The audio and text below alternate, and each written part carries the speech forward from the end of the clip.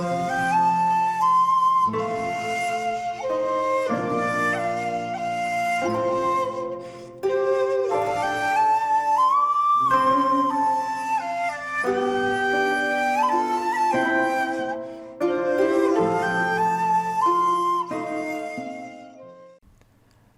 there, this is Solitary Ronan from Solitary Ronan Films, and welcome to our boutique label battle where I justify buying multiple editions of a film under the guise of doing a public service, of suggesting which version, or letting you know which version has what extras on it.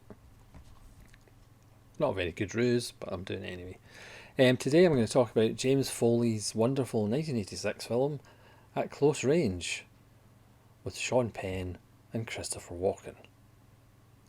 And this edition will feature Twilight Time, which technically doesn't exist anymore, and Imprint again, the Australian Via Vision label, which I do find myself buying a few more of, even though I'm not going to completely go down that rabbit hole. One, because they're quite expensive, and two, not all their films are up my street, but we'll see. So this is amongst James Foley's best films, along with Glengarry Glen Ross, which is probably my favourite, obviously, for Mammoth reasons, and After Dark My Sweet, which is a really underrated neo-noir with Jason Patric and Jennifer Jason Leigh. So we'll start with the Twilight Time. Now this is an example of a film that, again, for years I wanted to see on Blu-ray. There wasn't a Blu-ray, apart from getting it really expensively on Twilight Time, which I obviously did. And then, of course, 2 years later, another, Imprint from where I live is slightly still expensive, but not as expensive as this one was. But that doesn't matter because I love the film. I'm not a huge Sean Penn fan, but he's absolutely fine in this. It's based on a true story about this gang in Pennsylvania that like to rob John Deere tractors. It also stars Chris Penn, Crispin Glover, Mary Stuart Masterton, and it's just a wonderful, dark little crime film. It's one of the wonderful father-son films, because for years Christopher Walken had nothing to do with Sean Penn as his son, in the film, not in real life. I don't believe Christopher Walken and Sean Penn are related. But then he comes into his life when he's like 17, and he ends up involving him in a criminal enterprise, and as is the case with all these films, things go south. But let's start with the Twilight Time release. This has a booklet, as quite a lot of Twilight Time releases do, or did. And this one, interestingly, came with 2 booklets. I've no idea why. And again, it has a nice essay and pictures still from the film.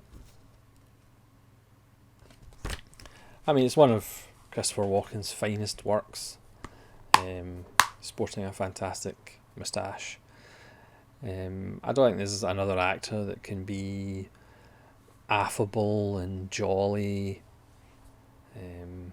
and attractive to women and attractive to men, and want to be around them and spend time with them, and then on a dime can just be truly terrifying, menacing, and a force of evil. Not many actors can do that and change like in a heartbeat, and Christopher Walken can do it. So, special features. Let's talk about special features, shall we? Not just a Christopher Walken love fest. There's an isolated score track. There's a commentary with James Foley and film historian Nick Redman, and an original trailer. So not a lot on the Twilight time, but again at the time it was just great to have it on Blu-ray. And then Imprint released this in 2020, I believe, and again their limited editions has the nice little sleeve. Again, different artwork on the front. The artwork on the imprint is like father, like son, like hell. I think I actually prefer the Twilight time cover, which gives you a real kind of sense of this torn, tattered, damaged relationship between these two. Again, Imprint don't do booklets, but they have nice inside art and the disc. So the extras on the Imprint release, it's a 1080 print. There's a commentary. It's the same commentary with James Foley and Nick Redman from 2015. But there's an interview with James Foley from 2018, which is actually pretty fascinating when you consider James Foley did all these kind of interesting films in the 90s. And then he went into television. He did House of Cards after Fincher kind of left, or Fincher was maybe still producing. But then he ended up doing the 30 Shades of Grey, or whatever it's called. And he talks about that, and he says, he did those films directly because he was successful in House of Cards, and he just did them to work. It's really interesting interview because he talks about he did the music video for the Madonna song that plays on the end credits. That's how Sean Penn met Madonna and ended up having a relationship with Madonna. But he talks about that music video and how he shot it, and he considers that to be the best thing he's ever done because it perfectly encapsulated what he wanted to convey in the message. So that's really interesting. It's a really kind of open interview, which you don't always get from directors, and it's a really interesting interview.